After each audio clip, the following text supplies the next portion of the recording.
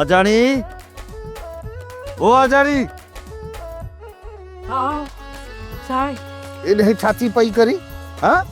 पुरानो घर जो सामान पई थी गोलियां कंहिंजे लाइ? पंहिंजे भाउ शराफत सुबुते जे लाइ। अते भूरल जेको हिननि खे सामान वठी ॾिनो त तव्हां धंधो शुरू कयो तो लॻी आया पंहिंजे धंधे सां।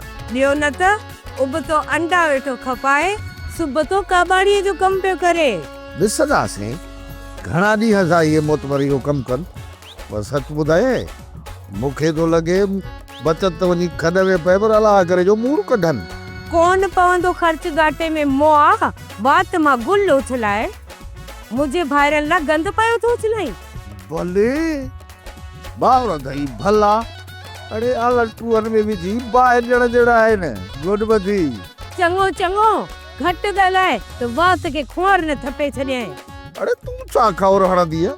रात जो गश निंड में लगी पई हूंदी त इहे तुंहिंजा डूला पई चपस बि विधो साए ॾिस जाए। मां सुकल मानी पुराना चौपल लोहो इने करे त गॾु करे रखां पई त पंहिंजे भाउ खे ॾियां। ऐं उन्ही जे एवज़ इहो तुआरो मुंहुं बि भाउ तोखे पैसा ॾींदो जंहिंसां तूं ऐश कोन थी कया। हा हा छो न ॾींदो, पर मां वठंदीमांसि कोन, भले मुंहिंजो भाउ ऐश करे। खटे कमाए ॾींदो, खटे कमाए, हे सॼो राज दुनिया ॾिसंदी। भला हिकिड़ी ॻाल्हि त ॿुधाए, मुंहिंजा भाई जॾहिं टोटी हूंदा हुया तॾहिं बि तुंहिंजी रड़ पई पवंदी त कमाइनि कोन था। हाणे जेकॾहिं कमाइण लॻा आहिनि तॾहिं बि तुंहिंजी गहपी पई पवे। तुंहिंजी हिन गहपी जे करे काओ साल मूंखे ॿार नथो थिए। खाओ खाओ, मुड़सनि जी कमाइण जी ख़ुशीअ में मिठी शइ खाओ। छो न, असांजा मुड़स ज़िंदगी में पहिरीं दफ़ा कमाइण विया आहिनि, पोइ मिठाई छो न खाओ? खा बि खा। इहो तव्हांजो फर्ज़ न हुयो जो मुड़सनि जे सुधरण जी ख़ुशी में मिठे भत जो देगड़ो लायो आ।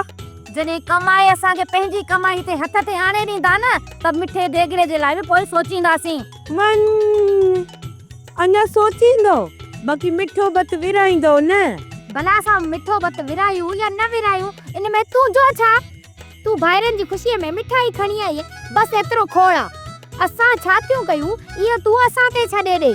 हा तूं भले पंहिंजनि भाइरनि जी भर जली थी, पर एतिरी बि सनी न कर।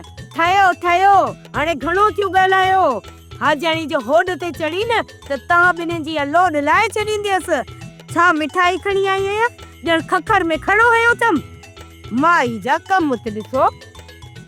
सोप सीरियल जहिड़ियूं ज़ालूं तहिड़ा मुड़स तमाम एपिसोड्स ॾिसो HD क्वालिटीअ में। विज़िट करियो असांजो YouTube channel Sindh TV HD drama.